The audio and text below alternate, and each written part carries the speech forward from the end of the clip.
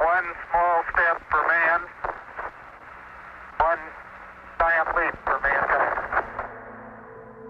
Some say it was the greatest achievement of the 20th century. And looking back, it was truly amazing. Apollo 11 was a major propaganda victory for America and a major boost to national confidence. So much so that more and more people around the world now believe it was a giant confidence trick. Not one astronaut has been on the moon. I'm afraid not. No Apollo ever Nope. landed on the moon. It's all a lie. I'm afraid so. The government lies. What a surprise. 𝗏𝗏𝗡 is a documentary filmmaker, a committed Christian, and a man obsessed. He and his disciples believe all the Apollo moon landings were a conspiracy on a massive scale. While some may say to deny the moon landings would be tantamount to denying the Holocaust, we have to realize that there were 300 million eyewitnesses to World War II. But to this supposed greatest event in human history, there were only 3 witnesses, each government employees, and there was no independent press coverage of this event. And all that we saw was a fuzzy black and white television picture. Houston, you should have a picture now. We have a pretty good picture now. Now, if you think you've heard all this before, you could be right. Back in 1978, Hollywood made a movie called Capricorn 1. Ready, slow-mo. Houston, I'm stepping onto the surface. Take slow-mo. The movie was about a mission to Mars, but the landing was staged, secretly filmed on a movie set. The conspiracy theorists reckon if Hollywood could fake it, so could NASA. I was strolling on the moon one day. They say this famous image of the astronauts planting the American flag on the moon actually happened in an air-conditioned studio. And that's why the flag is flapping. We all know there's no wind on the moon. You can look at the footage yourself, and it certainly looks to me like the flag is either alive or there's wind. I believe it was air conditioning because of the heat, because of the natural or artificial lighting that they had, as well as the fact that they're in spacesuits without cooling units. And according to 𝗏𝗏𝗡, there's more proof it was all a hoax. If the astronauts were really on the moon, there would be only one source of light, the sun, and therefore only one light making all the shadows. It's 20 times brighter than the desert on Earth. There's no artificial lighting, no need for it. All shadows will run parallel. Sometimes we have 2 objects in a picture just a few feet from one another, and the shadows are going as much as 90 degrees different direction. Now that's circumstantial evidence of artificial lighting. That's the truth. If it was all faked, there were some tricky problems for the hoaxers. For instance, how to fake the effect of the moon's gravity. Ah, that's easy, says 𝗏𝗏𝗡. Slow motion. Look at the size of that rock. When we take the traditional television picture as seen by NASA, it's very convincing. They seem to be kind of floating around and it looks like 1/6 gravity. But all you have to do as a filmmaker is to double the speed, and it's very clear that they're on Earth. They're not jumping 6 feet in the air, they're getting a few inches off of the ground. It's silly. If you actually watch these things and speed up the film, it doesn't look natural. These guys are hopping around and they're out of balance. Phil Plait is an astronomer at Sonoma State University in California. As far as he's concerned, 𝗏𝗏𝗡 is just plain crazy. If it was all faked on a movie set, why didn't the director just go for a second take when he saw the flag waving?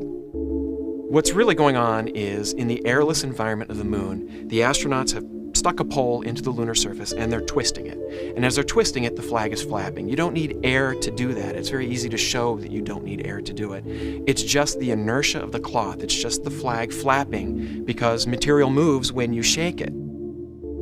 And as for the shadows allegedly made by the studio lights, well, that's wrong, and it's easy to show wrong. You can go out on an evening where the sun is low and shadows are long, and just look at a row of trees or a fence post, and if you look at them, you'll see that the shadows don't look parallel. It's just perspective, and that's all you're seeing in these images where the shadows look like they're going in different directions, it's simply due to perspective.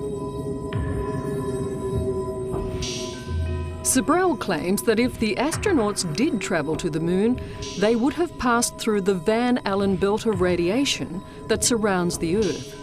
The early belief of scientists was that the 𝗏𝗏𝗡 would be deadly to human travellers, but later research showed it might not be so harmful. The experts believe that it's not lethal simply because they believe the astronauts went through it. I've interviewed them. They're my age, and they say, well, we know that the belts aren't lethal because the astronauts went through them to the moon and back. Therefore, they can't be hazardous to your health.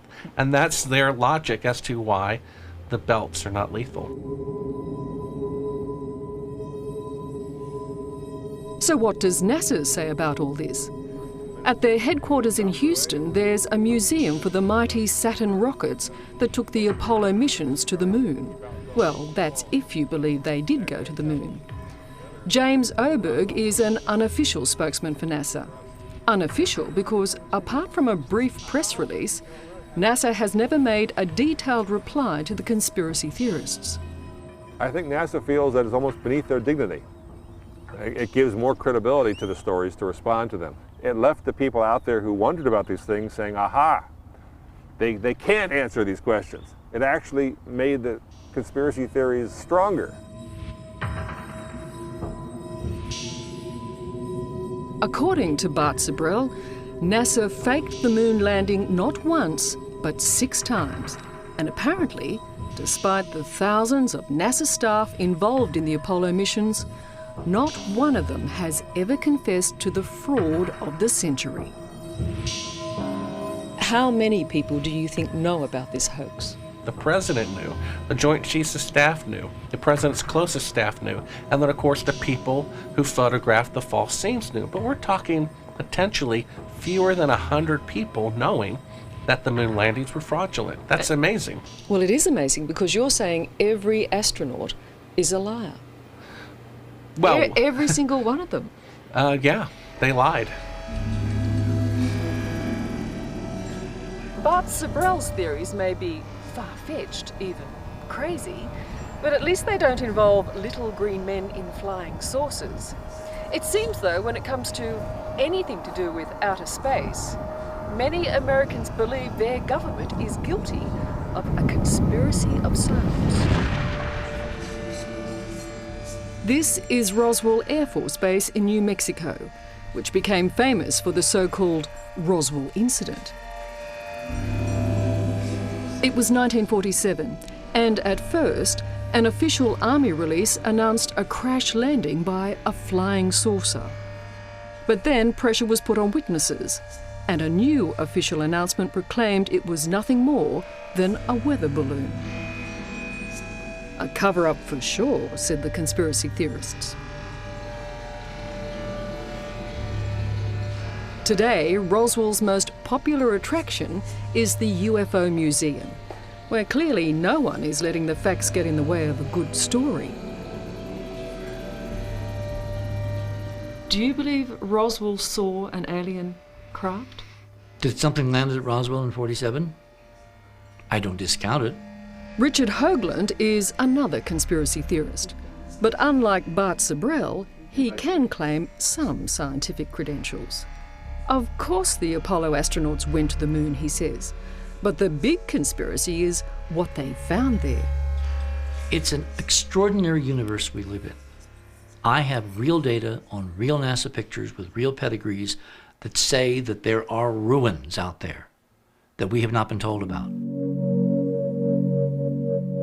Let's face it, you could argue that's Donald Duck and these grainy, out-of-focus NASA photos. But Richard Hoagland sees the ruins of an ancient civilization.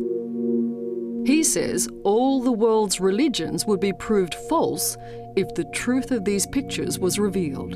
And that's why the astronauts have been silenced. I think they saw the ruins of an extraordinary ancient civilization and technology. But what did they look like? Built primarily of glass, an extraordinarily battered and ancient decayed set of ruins. You believe that what we see in those pictures is glass A glass structure? It's ruined glass. It's been battered by meteoritic bombardment for millions of years. NASA, we can prove, has lied about what's on these pictures. If they've lied about this, what else have they been concealing in the way of specifics? I have no doubt that many people have called you stark raving mad. Okay, so? Would that be right? No. Stark raving Nobody's mad. ever said to you, Oh, no, of course they have. You are absolutely bonkers. But so what? If you walked on the moon, we're given the opportunity to swear to God that you walked on the moon. As for 𝗏𝗏𝗡𝗏, he's now at work on a new documentary. This time, his technique is to ambush astronauts wherever he can find them, produce a Bible, and ask them to swear that they really did go to the moon. Why don't you swear on the Bible that you walked on the moon? Here's what happened when he met Buzz Aldrin, the national hero who most rational people believe was the second man to walk on the moon. Calling the kettle black, if I ever thought of it. Saying I misrepresented myself. Away from me. You're a coward and a liar and a thief. Did you get that on camera? Now, of course, Mr. 𝗟𝗏𝗱𝗏, who could have said, oh, your punching me is clearly an indication of your suppressed guilt, which would have made his point maybe, but instead he turns to the camera and says, did you get that? I think that's a pretty good indication of where he's coming from.